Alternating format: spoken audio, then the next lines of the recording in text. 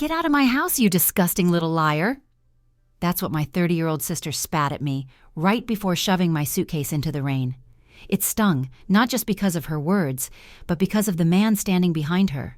My brother-in-law, Mark, arms crossed, smirking like he'd just won something. The same man I'd caught on his phone with proof he was cheating. But what cut the deepest? My mom, my own mom, stepping forward, blocking my path back inside. "We don't need your drama, Lily. You've embarrassed this family enough." I thought betrayal was seeing Mark's lips on another woman.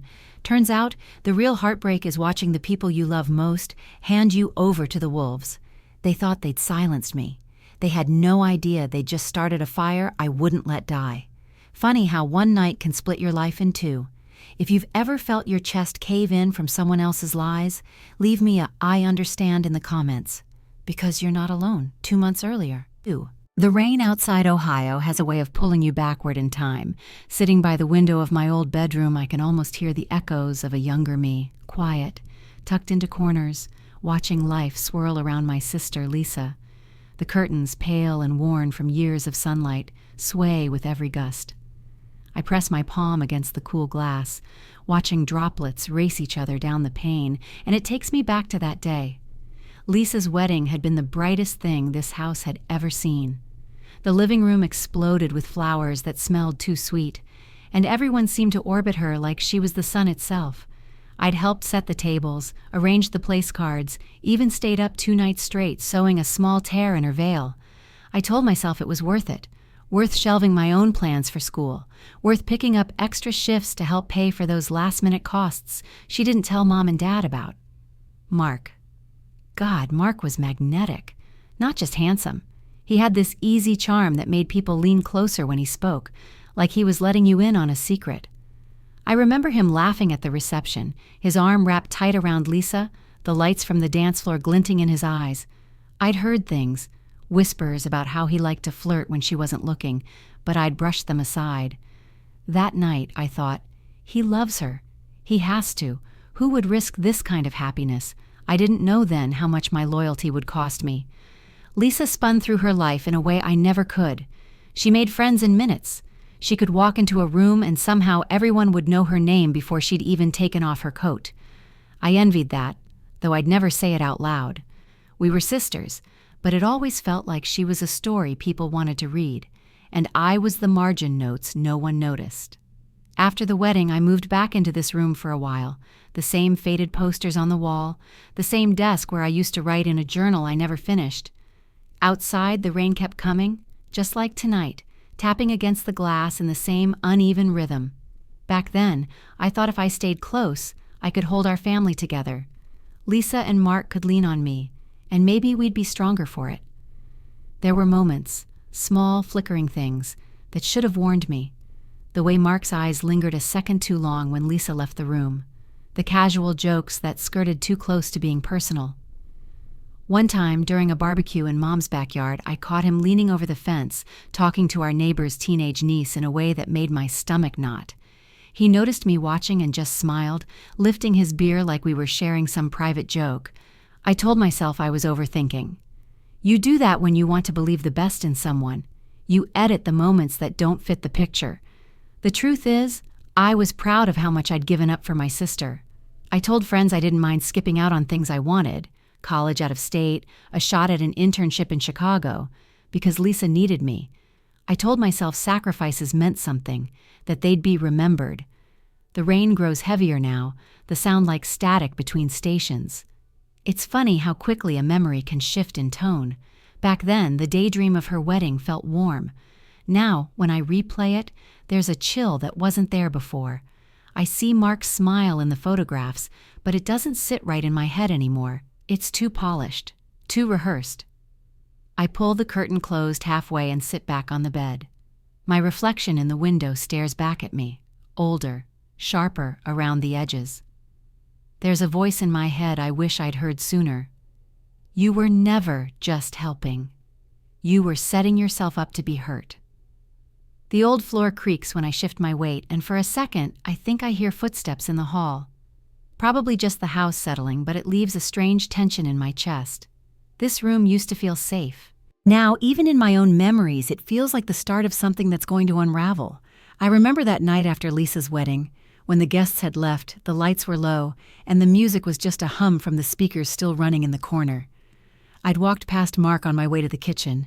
He caught my arm gently and said, "You really pulled this off for her. You've got a good heart, Lily." At the time, it felt like gratitude. But looking back, there was something in his tone I can't unhear, something that makes my skin crawl. The rain hasn't stopped. It's only getting louder, like it knows I'm sitting here, rewinding the past frame by frame, waiting for the moment the film burns through and the truth shows itself. I lean forward, elbows on my knees, and whisper into the empty room, "Did I really not see it? Or did I just not want to?" Outside, the wind rattles the window, and the curtains billow once more, like they're waving me forward into a story I can't avoid. Rain tapped the dining room window in a steady, uneven rhythm, threading itself between the scrape of forks and the hiss of the radiator. Candlelight swayed with each draft that slipped past the old frames, glinting off glassware and silver. The table was cluttered with plates, steam rising from mashed potatoes that fogged my glasses when I leaned too close. Mark's phone rested near the salt shaker, screen down, like it belonged there. Careless, confident. He had that way of making other people's things feel like his, cutting bread that wasn't his to cut, reaching for serving spoons without asking. The phone fit into that pattern, just another object caught in his orbit. I slid the gravy toward Dad, my hand passing close to the phone. A faint vibration pulsed beneath my fingertips. Reflex took over. I flipped it to stop the glare, telling myself it was nothing, just keeping the mood easy, keeping dinner comfortable. The lock screen bloomed. At the top, a thumbnail flickered, small, framed in black, impossible not to see. I told myself to look away. I didn't. The screen opened with the lazy swipe I'd seen him draw countless times, a loop I could have traced blindfolded, no hesitation, no password. The photo expanded like it had been waiting for me. His face tilted, his hand braced on a waist that wasn't my sister's. Their mouths pressed together, close, deliberate, leaving no room for misreading. The glow of a red neon sign sliced across his jawline, the same jaw I'd watched in wedding videos, sharp under warm lights. Her hair spilled across his cheek. In the corner, the reversed letters of a restaurant sign peeked in, blurred but familiar enough to hunt down later. The rain against the glass thickened, each drop landing heavier. Across the table, Lisa's laugh rose and fell, warm and unguarded. My chest tightened. I zoomed in. The timestamp was recent, close enough to sting. My thumb swiped and the gallery unfurled more proof. Reflections in darkened windows, the same hand on the same waist, drinks sweating on a table, a cuff I recognized from his closet. The radiator hissed, a sharp exhale. My stomach turned in slow motion, as if I'd stepped onto a road that dropped without warning. I closed the photo. The thumbnail shrank back into the lock screen, disappearing as if it had never existed.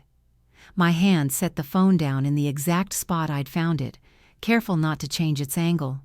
Under the table, my palms pressed into my knees, steadying the tremor in my legs. How many times had that photo sat here, 3 inches from Lisa's elbow, while he passed the butter or asked about her day? And if I saw it, had someone else? My eyes drifted toward the window, where the rain turned our reflections into watercolors. Lisa's profile, blurred and soft, floated beside his shadowed outline. The closeness in the glass made my skin prickle. Duty slid in beside me, silent but solid. Fear followed, settling on my shoulder. The thought came sharp and quick.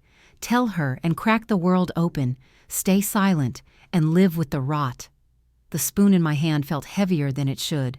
I set it down, the sound sharper than I meant. No one looked up. That hurt more than if they had.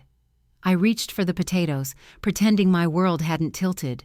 The spoon sank into the creamy surface, steam curling into my face. I kept my breathing even, every motion careful, like one wrong move could set the whole table ablaze. Somewhere inside the noise of dinner, a quieter thread wove itself into place.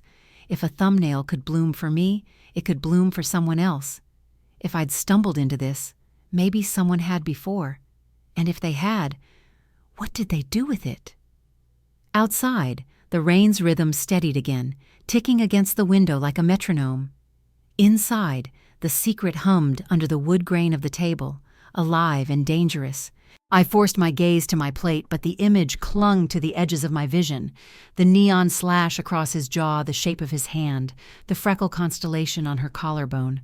I told myself to memorize it all. Someone would try to make me forget. The thought tightened in my chest as I took another bite I couldn't taste.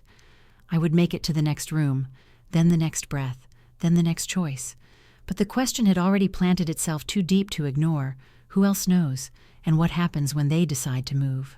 I carried the weight of that photo upstairs like it was made of stone. The voices from the dining room softened with every step, replaced by the hum of the rain against the house. My bedroom door clicked shut behind me. The old hinges gave a tired groan, like they knew what I was about to do. The lamp on my desk was too bright. I left it off and sat on the edge of my bed in the half-dark, the glow from my phone the only light. My thumbs hovered over the screen, clumsy from the tremor running through them. I opened the family group chat, our digital living room where holiday plans and grocery lists lived, beside bad jokes and birthday wishes. Tonight it felt colder. I typed, "I found proof he's cheating. I need to tell Sis." The words stared back at me, too sharp, like glass edges. I read them 3 times, searching for a softer way, but there wasn't one. Anything less would sound like a rumor. This was truth. Ugly, undeniable truth. I hit send. The blue ticks appeared almost instantly, one after the other. They blinked at me, silent and unblinking. I waited. The rain kept up its rhythm against the window, each drop a tiny drumbeat in my chest. A minute passed, then 2. My heartbeat didn't slow. I kept glancing between the read receipts and the typing indicator that never showed. The group chat stayed still, frozen in a way that made me feel like I was sitting in the middle of an empty auditorium, waiting for an audience that had decided not to come. I locked my phone, immediately unlocked it. The screen lit my face in the dark, catching in the reflection on the glass of the window beside me. My own eyes looked foreign, wide, searching, already bracing for something I didn't want to name. Still, nothing. A draft slipped through the frame, carrying the faint smell of wet earth. The sound of the rain shifted, muffled for a beat, then sharp again. That's when I saw it, a shadow sliding across the glass. Not a branch, not the neighbor's cat. This was tall, deliberate. It moved in and out of the thin line of light cast by the street lamp. I froze, my fingers tightening around the phone until the edges dug into my skin. The silhouette vanished as quickly as it came. I waited, counting breaths, but the window reflected only my dim room again. My eyes kept darting back to the dark outside, searching for movement. The phone screen dimmed, and I tapped it back awake. Blue ticks, no words. My stomach pulled tight. I pictured them all downstairs, or wherever they were, reading my message, exchanging looks, maybe even glancing toward Mark. Maybe he was already spinning something to explain it away. Maybe the silence wasn't confusion. Maybe it was strategy. I pulled my knees up onto the bed, phone balanced between them, and scrolled up in the chat. Photos from Lisa's birthday last month. Mom's reminder to bring a pie for Sunday dinner. Dad's thumbs up emoji to a weather update. All so normal, so ordinary, that this pause now felt like someone had cut the wire between us. I wanted a single word. What? Or are you sure? Even call me. Anything to suggest they were listening. But the quiet stretched longer, and each second pressed heavier. Outside, the shadow didn't return, but my eyes kept flicking toward the glass. The rain smeared the world beyond into streaks of gray and gold. It was impossible to tell if something was out there waiting, or if I was just seeing my fear made visible. The phone was warm in my hands now, the battery icon dipping lower than I'd noticed. I plugged it in, the tiny click of the charger loud in the stillness. My breath sounded too loud in the small room. I tried to tell myself they needed time, that maybe they were processing, maybe talking to Lisa privately before answering. But the thought kept circling back to the same question. What if the silence wasn't hesitation at all? What if it was a decision? I lay back against the pillows, phone resting on my chest, screen still lit. The glow painted my ceiling in a pale rectangle. My thumb hovered over the keyboard, wanting to type again. Something stronger, something that would make them see I wasn't lying. but every message I imagined sending felt like another step into a trap I couldn't see yet. My pulse thudded against my ribs. I closed my eyes just for a moment and saw the photo again in perfect clarity, the red neon line on Mark's jaw, the shape of her hair, the way his hand fit like it belonged on her waist. When I opened my eyes, the screen had gone dark. The silence from the chat felt heavier than before. I pressed the side button, watched the glow return, and stared at the last thing I'd sent. They have to believe me, don't they? The glow from my phone still lingered in my eyes when the pounding footsteps came. I didn't even have time to stand before the door to my room slammed open so hard it bounced off the wall. Mark filled the frame, wet from the rain, chest rising and falling like he'd sprinted upstairs. But that grin, that smug, steady grin, didn't belong to a man caught in a storm. In his hand was my phone. My phone. The screen lit his face from below, casting shadows under his cheekbones, making him look like some actor caught in a bad horror movie. He held it up like a trophy. "Well," he said, voice loud enough to carry down the hall, "guess we should all see what Lily's been up to."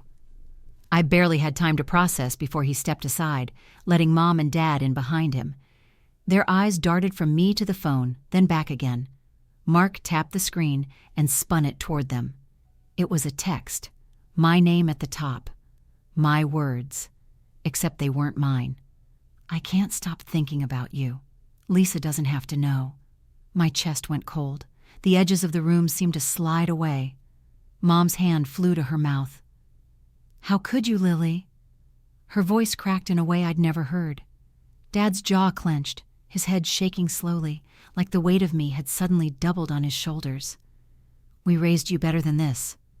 I opened my mouth, but no sound came. The real words I'd sent, the ones about him cheating, were nowhere in sight. Just this manufactured confession. I could see the faint blur in the background of the message, like the photo of Mark's lock screen from earlier, but now it was proof of something twisted. Mark let the silence grow, looking down at the phone like he was reluctantly delivering bad news. "I didn't want it to come to this," he said, soft, almost wounded. "But I can't let her keep doing this to us." Us. As if he was protecting the family from me. My fingers dug into my pocket until they found the edge of the printed photo I'd taken earlier from my own phone, a backup I'd made without thinking. The glossy paper bent under my grip. I wanted to shove it in their faces, to shout, "Look, this is what he's hiding." But their eyes, they weren't ready to see me as anything but the villain he'd just painted. Mom's gaze slid away from mine. Dad wouldn't even look at me. The air felt thick, every breath like trying to pull water into my lungs. My phone stayed in Mark's hand, his thumb resting just near the home button, like he owned it now. I knew that if I lunged for it, he'd make it worse. Maybe call it proof I was desperate to hide something. I could hear the rain through the walls, the drip of water hitting the porch roof in uneven beats. Somewhere in the back of my head, I realized my legs were trembling. I was still sitting on the bed, smaller than all three of them standing there. "Mom," I tried, my voice barely holding. "It's not—" But she shook her head, just once. That was all it took to shut me down. Mark stepped closer, the grin fading into something almost pitying. "Maybe you just got confused. I get it, you're young, but this can't keep going." The words hit harder than if he'd yelled. The way he delivered them, gentle, almost protective, was the perfect performance. I could see it working on them, sinking in deep. My pulse pounded in my ears. I glanced at the family portraits on the wall just outside my room, Lisa and Mark in the center of one, all of us on the porch in another. His smile looked exactly the same in every frame, like it had been frozen that way, untouchable. I realized then that this wasn't just a lie. It was a setup, a long game. The fake message was only the visible part. There had to be more. The shadow outside my window earlier, the unread silence in the group chat. It all started to feel connected, part of a net tightening around me. I straightened a little, forcing my fingers to ease off the photo so it wouldn't crease further. If I tore it now, I'd be losing more than paper. Mark looked down at me one last time, then to my parents. "I'll leave you to talk to her," he said, handing my phone to Dad like it was contaminated. Then he walked out, Footsteps steady, measured. The room seemed bigger without him, but the air heavier. Mom lingered in the doorway, her lips pressed tight. Dad stared at the phone in his hand like it was some kind of evidence bag. No one spoke. The rain outside picked up again, rattling against the windows like it wanted in. I kept my eyes on the floor, the thoughts circling, cold and certain. This can't be happening. My own family thinks I'm the monster. And somewhere beyond the doorway, I could hear Mark's voice, low, calm, already talking to someone else, planting the next seed. I shut the door so hard the frame rattled. The lock clicked under my thumb, a small, useless sound against the weight pressing in from the rest of the house. My bed caught me halfway down, springs groaning as I curled in on myself. The photo was still in my grip, edges biting into my palm. I pressed it to my chest, like it might shield me from whatever this had become. The air in my room was stale, heavy with the faint smell of rain seeping through the old window. My breath came uneven, dragging in and out of my lungs like I had to convince my body to keep going. Their voices replayed in pieces. Mom's gasp, Dad's measured disappointment, Mark's fake concern, each one a nail tapping deeper. The photo in my hands crinkled as my fingers shook. I stared down at it for the 100th time. The neon line, the kiss, his hand on her waist, solid, undeniable proof. But in this house it felt as flimsy as tissue. Tears slid hot down my cheeks, dripping onto the glossy paper and blooming into tiny distortions. I wiped them away with the edge of my sleeve, smearing the image but not enough to erase it. If I lost this, I'd have nothing. The quiet pressed in harder. This house had never been this silent, not even at night. No TV hum from downstairs, no clink of dishes in the sink. Just the low hiss of rain and the occasional groan of old wood shifting under the damp. It was the kind of silence that didn't just mean absence. It meant avoidance. I pulled my knees up, the photo trapped between them and my chest. The glow of the street lamp outside leaked through the thin curtains, painting a faint rectangle across the carpet. I stared at it until it seemed to pulse. Then something broke the light. A shadow, tall, slow, slid across the glass. My whole body went rigid. It wasn't the shape of a branch or the quick blur of a passing car. This was deliberate. The figure moved just far enough for the outline of a shoulder to catch the light before vanishing again. I crept to the window, each step sinking into the old carpet. My fingers caught the curtain edge and pulled it back a sliver. Rain streaked down the pane, warping the view, but I could still see the faint shimmer of wet pavement outside. Empty. Whoever it was, they were gone, or hiding where the light didn't reach. I stayed there longer than I meant to, scanning the street, my breath fogging the glass. My mind spun with possibilities. Mark had been so calm walking away earlier, too calm. Maybe he'd sent someone to watch me, to make sure I didn't try anything. Maybe the shadow was him.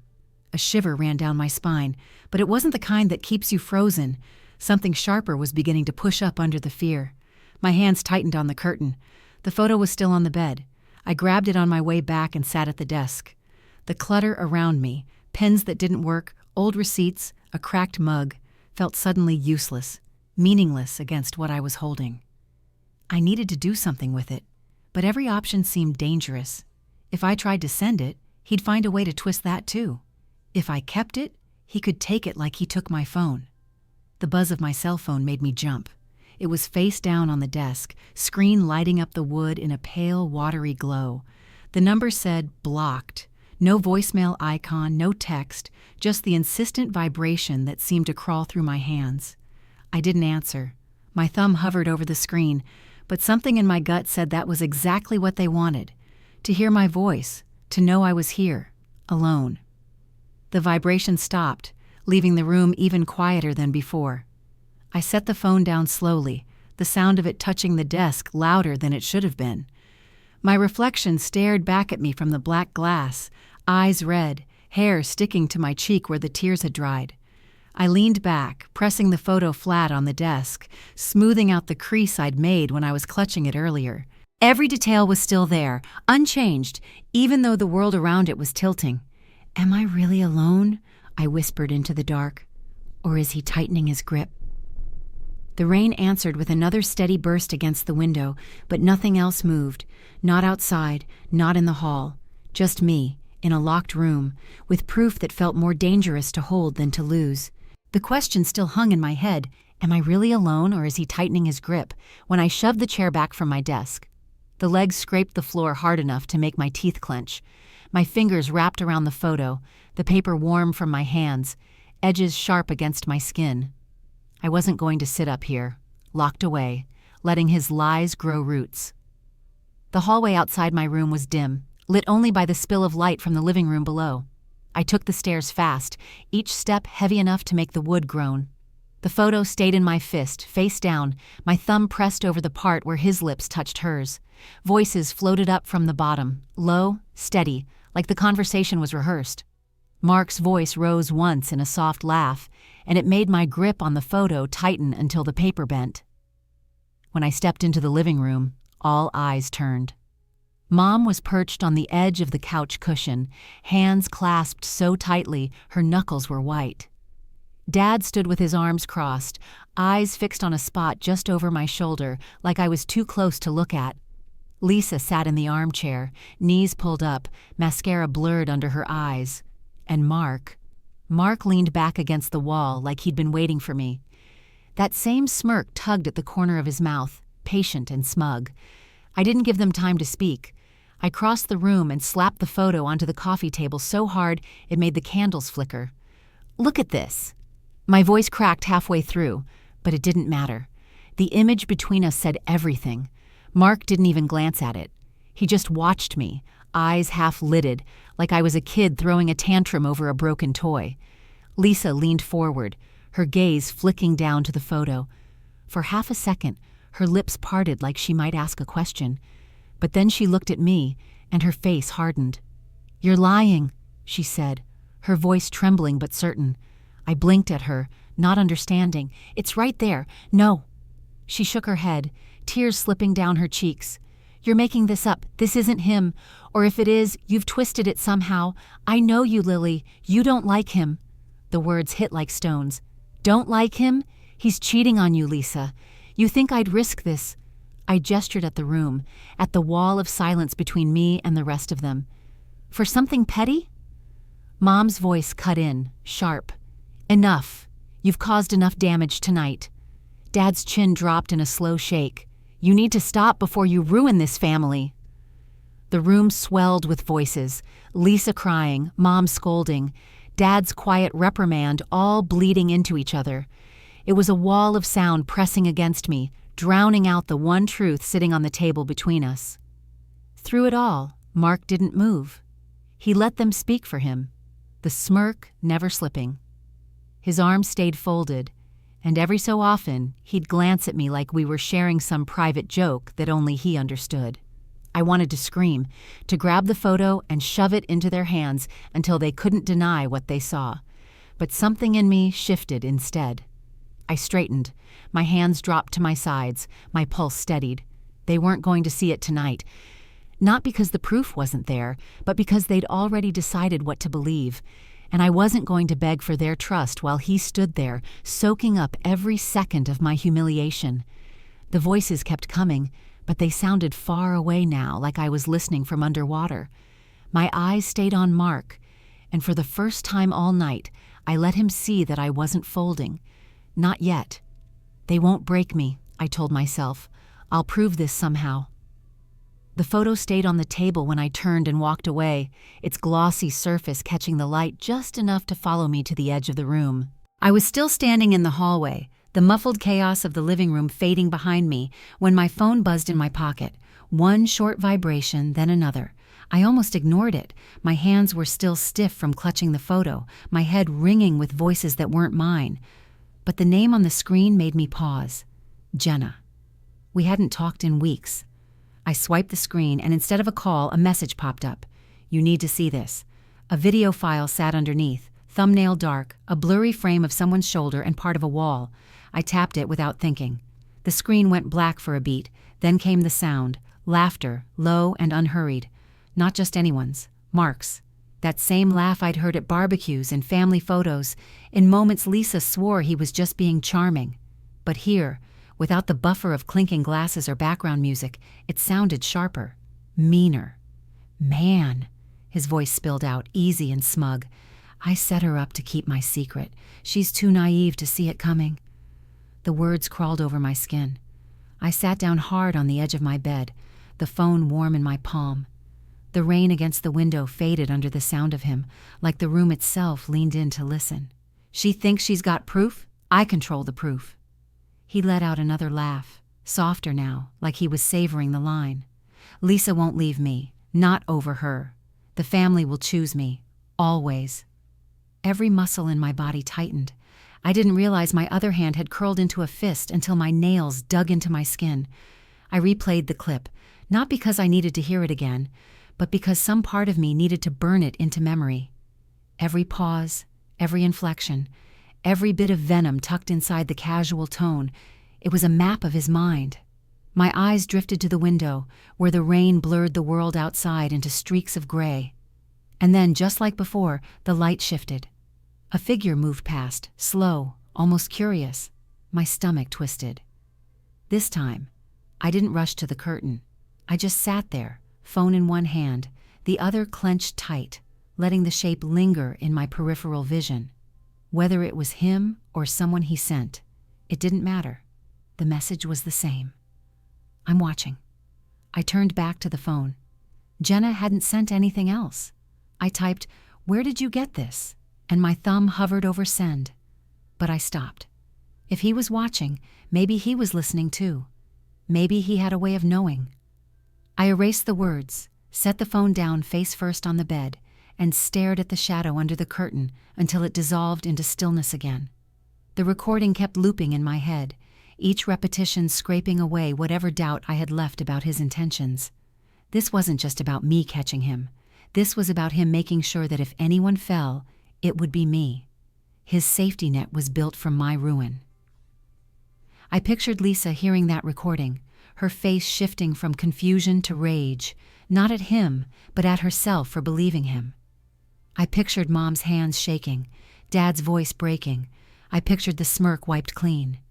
"He's been playing us all," I whispered into the dim room. My voice didn't shake this time. The rain tapped harder against the glass, a steady rhythm like a clock counting down. My pulse matched it. Time to fight back. The recording was still echoing in my head when I opened my laptop. The hinge squealed faintly, a sound I'd normally wince at, but tonight it felt like a small, sharp note in an otherwise muffled world. The desk lamp cast a cone of yellow light across the clutter. Half-empty mug, folded laundry I hadn't touched, scraps of paper with half-formed thoughts, and I pulled the laptop into the brightest spot. The glow from the screen painted my fingers pale blue as I typed his name. Not just Mark, but the full name, the way it appeared on his old business cards. The search bar filled with old news links, social media accounts, tagged photos. I started clicking, one after another, the hours slipping without me realizing. First came the familiar, wedding pictures, backyard barbecues, smiling group shots from holidays. His face was always at the center, confident, unbothered. But buried deeper, further back, the tone shifted. I found a grainy image of him outside a bar I'd never heard of, his arms slung around a man whose name I didn't know. The caption was vague, "Some deals never die." Below it, a string of comments, some laughing, some cryptic. "Still running the game, I see. Careful, your past has long arms. Hope she never finds out." My cursor hovered over each one, heart thudding in my ears. The names didn't mean anything to me, but the familiarity in their tone did. People who knew him, people who knew something. I kept scrolling, chasing threads from one photo to the next. Old vacation shots tagged in cities he never mentioned to Lisa. A candid where he was slipping an envelope across a table to someone just out of frame. A selfie with a caption that read, "Business first, conscience later." The more I saw, the more the air seemed to thin in the room. Then the shadow moved. It crossed my window slowly, blotting out the thin slice of light from the street lamp. I froze, fingers suspended over the keys. The shape lingered just long enough for me to register its height, the slope of its shoulders. It wasn't an accident. I didn't move the curtain, didn't give whoever it was the satisfaction of seeing me react. My eyes stayed on the screen, but my ears strained toward the quiet outside, the subtle rhythm of rain on glass. When the shadow slipped away, I exhaled. My hand brushed the trackpad, scrolling back to one of the earliest posts I'd found, a photo from nearly a decade ago. He was younger, but the smile was the same, too polished, too sure. In the background was a neon sign I recognized from the affair photo. Same shape, same color. That restaurant had been in his orbit for years. The lamp hummed faintly, the kind of sound you don't notice until you've been sitting in stillness too long. I pulled the laptop closer, opening a new tab, digging into property records, business reviews, anything tied to that place. Every click felt like moving one step further into a tunnel, the darkness behind me closing in as the light ahead narrowed. A creak came from the hall. I glanced at the door, pulse quickening. The lock was still turned, the handle still. But I could picture Mark standing on the other side, phone in hand, wearing that same smirk from earlier. "There's more to him," I murmured under my breath. My reflection in the laptop screen stared back at me, eyes sharper than they'd been hours ago. I just need to find it. The rain kept falling, steady and soft. As the cursor blinked on a fresh search bar, I wasn't stopping now. I was still bent over the laptop, the glow reflecting off my knuckles, when my phone lit up beside me. This time it wasn't blocked or unknown. It was a name I hadn't seen in weeks. Jenna. For a second, I just stared at it, the sound of the rain against the glass filling the space between rings. My thumb hovered, then I swiped. "Hello?" My voice came out low, scratchy, like it wasn't sure it could trust what was on the other end. "Lily?" The whisper was so faint I almost thought the call had dropped. "It's me. I saw him too." The air left my lungs in one hard rush. I gripped the phone tighter, like her words were a rope she'd just thrown me. "What do you mean?" "I saw him at that restaurant," she said, still whispering as if the walls had ears. "With her. It wasn't just one time. I thought maybe I should stay out of it. But after what he's been saying about you..."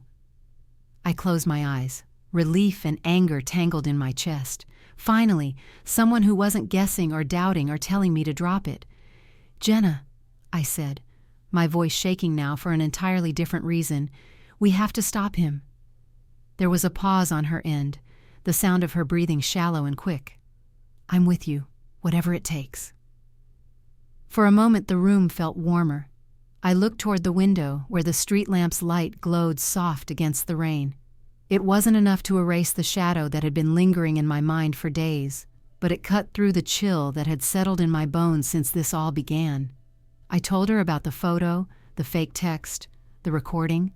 Every word seemed to pull us closer together, like we were building a small island in the middle of a storm. She promised to meet me tomorrow to help me piece it all together. We were still talking, still planning, when the line clicked. A new call was coming in. Blocked. The letters sat there, black against white, and my stomach tightened. I didn't answer. I didn't have to. The intent was enough. A reminder that I wasn't invisible, that someone was still pressing their face against the glass just out of sight. Jenna's voice broke through the silence in my ear. "Who is it?" "No one," I said, but the lie tasted bitter. I didn't want to pull her into that fear. Not yet. We stayed on the line for a few more minutes, our voices lower now, as if matching the rain's steady rhythm. When we finally hung up, I sat there with the phone in my lap, listening to the quiet. Finally, someone believed me, but in the shadow between the street lamp and my window, I couldn't stop wondering, for how long? The dining room felt too small for what we were about to do. Candlelight wavered in the middle of the table, catching on the silverware, throwing shadows across faces I'd known my whole life. Jenna sat to my right, her phone in her hand, her thumb hovering just above the play button. Across from us, Mark lounged in his chair, wine glass in hand, wearing that same look he'd worn the night he framed me, half smirk, half boredom. Lisa's eyes darted between us, already glassy, like she knew something was about to snap. Jenna didn't ask if I was ready. She just pressed play. His laugh filled the room, that smug, lazy sound that once passed for charm. I set her up to keep my secret. She's too naive to see it coming. The effect was instant. Mom's fork froze midair. Dad's shoulders stiffened.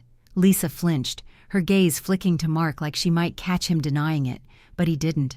The recording kept going. "Lisa won't leave me, not over her. The family will choose me. Always." For the first time since this began, the smirk cracked. Mark's jaw tightened, and he set his glass down a little too carefully. Lisa's chair scraped back. She stood, both hands gripping the edge of the table as if it was the only thing holding her up. "I knew," she said, her voice breaking in two. "I knew, but I stayed, for the status, for everything it gave me." The words hit harder than I expected. I stared at her, waiting for her to say, "I'm sorry," but it didn't come. Something caught my eye among the clutter on the buffet table, a corner of paper sticking out from under a stack of envelopes. I reached over, pulling it free. The handwriting was Mark's. As I skimmed the lines, my chest tightened. It wasn't just about the affair, it was leverage.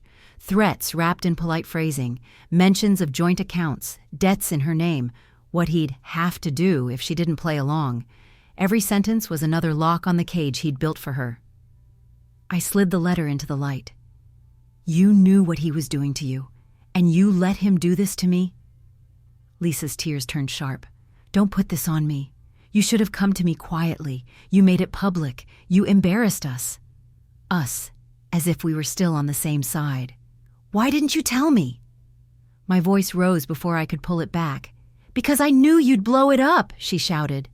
The room erupted. Mom was asking questions over Dad's demands for silence. Mark's voice cut through, low and urgent, trying to turn the tide back his way. Chairs shifted, hands gestured, the candle wavered wildly in the draft of all the movement. Mark's face was pale now, the weight of the recording and the letter pressing in on him from both sides. But Lisa's words were the ones that stuck, heavy in my gut. I'd won something tonight. I'd cracked his facade, pulled his lies into the light. But the victory felt hollow, splintered by the way she looked at me. Not like a sister who'd been saved, but like an enemy who'd made her life harder. The noise swelled again, everyone talking over everyone else. I sat back, letting the voices fade into a dull roar in my ears. The truth hurts, but her blame, that stings worse. Where do I go now? "Where do I go now?" wasn't a question that got answered in that dining room. It followed me down the steps, out into the wet night, and all the way to a small second-floor walk-up that smelled faintly like paint and dust. The landlord handed me a key that stuck in the lock and told me the elevator had been broken since winter. I nodded like I was used to climbing. The apartment was a rectangle of quiet.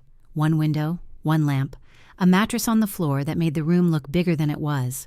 I dropped my duffel by the door, kicked off my shoes, and let myself fold onto the mattress. The springs sighed like a tired friend. The ceiling had a hairline crack that ran diagonally, a faint gray vein above me. When I blinked, it shifted like it was breathing. My phone buzzed on my thigh. I didn't want to look, but ignoring it felt like leaving a door open. I turned it over. "Lisa, I'm so sorry, Lily." Another buzz. I should have listened sooner. The words swam for a second. My eyes blurred and then cleared, and I read them again, slower, as if there was a hidden sentence between the lines.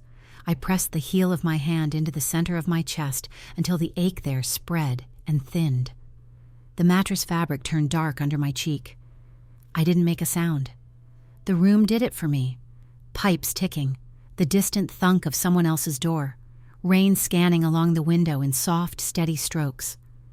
I typed and erased, typed and erased. I wanted to say, "Why didn't you tell me?" I wanted to say, "You let him use me." What I sent instead was nothing. I locked the screen and put the phone face down on the floor. Apologies were a gentle thing that could still scrape you raw. I lay there until the crack in the ceiling looked like a map.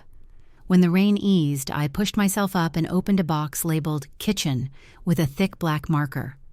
A single mug, 2 plates wrapped in newspaper, a kettle with a dent. I set water to boil on the small stove that ticked as it heated, counted to 30, then stopped counting. The steam fogged the window, giving the night outside a soft, milky skin. When the tea was ready, I held the mug in both hands until the heat hummed through my fingers. The taste was nothing special. It still anchored my mouth, my throat, my breath. In the next box, I found a small toolkit and a flat-pack shelf I'd dragged up the stairs. I followed the paper instructions with my knee pinning the wood in place, tightening screws that felt bigger than they were. It wobbled when I stood it up. I pressed a palm to the top until it settled. The phone buzzed again. I glanced at it without picking it up. Lisa. He's gone. I told him to leave. A minute later, I know that doesn't fix it. I sat on the floor and let my back rest against the new shelf. The words landed and didn't move. Outside, a car passed, tires whispering on wet street, and then there was only the sound of water threading through the gutters and the hum of my own breath. Relief slipped in, small, careful. It found room next to something heavier that wouldn't budge. The window gave a soft click, like the glass settling in the frame. I looked up. The street lamp pooled light on the sidewalk, a pale coin in the rain. In that circle, the shadow moved. Just a step, one shape crossing where the light was thinnest, then gone. Not a branch, not the paper bag tangled in the fence. A person, standing close enough to the building that the lamp barely caught them. My fingers tightened around the mug. The heat bit my palm and didn't make me let go. I didn't rush to the window. I didn't yank the curtain. I stood and switched off the lamp instead. The apartment slipped into a softer dark, and the night outside became clearer. The rain made everything slick and almost beautiful. The sidewalk was empty now. The coin of light held nothing but wet concrete and a glinting bottle cap. "Okay," I said into the room, voice low and even. "Okay." The phone vibrated once more, a new message. I checked. "Lisa, I'm so sorry, Lily." Same words as before, different weight now. I pictured her in the kitchen we'd grown up in, hands wrapped around a towel, every drawer open. I pictured the letter I'd found, the lines that turned a marriage into a ledger. I pictured Mark's face when the recording played, the way his smile split at the seam. I set the phone face down again. I pulled the curtains 2 inches closer and slid the deadbolt home. The metal showed its age, scratched, nicked, but it held. The room began to shape itself around me. I stacked the plates. I folded a sweatshirt and set it on the shelf. I rolled a pair of socks like I was preparing a small apology to myself. Wear me tomorrow. We'll try again. The air carried a faint scent of lemon cleaner under the paint. My shoulders loosened a fraction, enough to notice how tense they had been. The rain softened to a fine hiss. Somewhere upstairs, a shower started and made the pipes click. Down the hall, a laugh rose and fell, life happening in other rooms. My room, mine, answering with its own small sounds. Kettle cooling, curtain lifting with the draft, floorboards settling under no weight but mine. I climbed back onto the mattress and lay on my side, facing the window. My phone glowed once on the floor, then went dark, the screen a mute square moon. I reached down and turned it over, not because I wanted anything from it, but because I needed to see nothing. The picture of him and the woman, burned into me for days, drifted to the edges like a photo sinking to the bottom of a pool. The recording still circled, but slower now, each word losing a little of its poison as it passed. I could still feel his shadow in the room, but it wasn't the only thing in here anymore. I pressed my palm flat against the mattress and felt the give, the spring underneath, the cheap fabric that would leave patterned lines on my cheek. I thought about the shelf that wobbled and then steadied. I thought about the key that stuck and then turned. I'm free, I told myself. The words didn't explode. They settled. Soft, careful, room temperature true. And then another thought, stepping in quietly behind it. But that shadow, what does it mean? Was it him? Someone he'd sent? Or was it just the past taking a slow walk under my window to see if it could still get in? I pulled the blanket over my shoulder and let the question stand there without an answer. The rain traced the glass in thin, straight lines. Tomorrow I'd buy a second lock. Tomorrow I'd call Jenna and we'd make a plan that didn't begin at my parents' table. Tomorrow I'd reply to Lisa, not to fix her, but to say I was building something new and she could visit if she learned how to knock. For now, I watched the slice of street, the pale coin of light, and waited until my breathing matched the steady hush outside. Strength shows up like that sometimes, quiet, unannounced, taking the chair by the door and staying. Somewhere beyond the lamp's reach, a shape shifted again.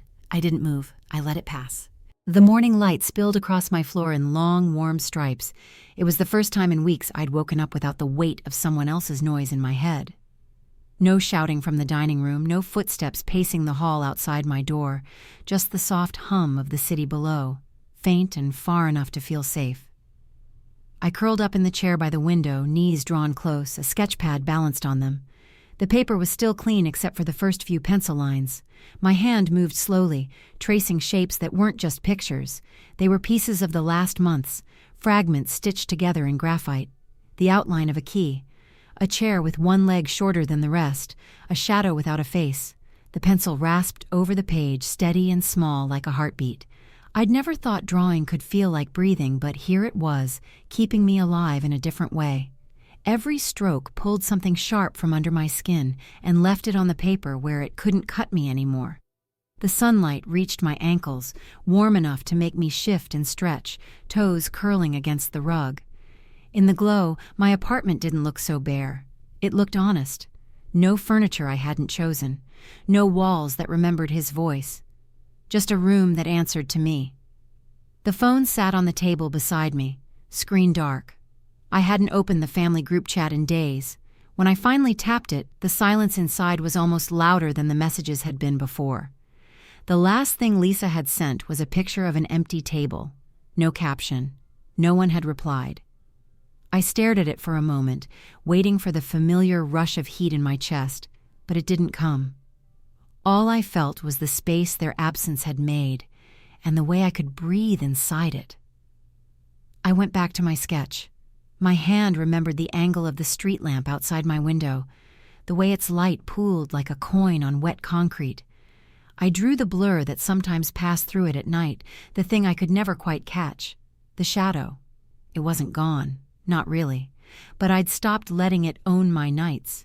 Whether it was him, or someone he sent, or nothing but my fear-given shape, it didn't get to sit in my chair anymore.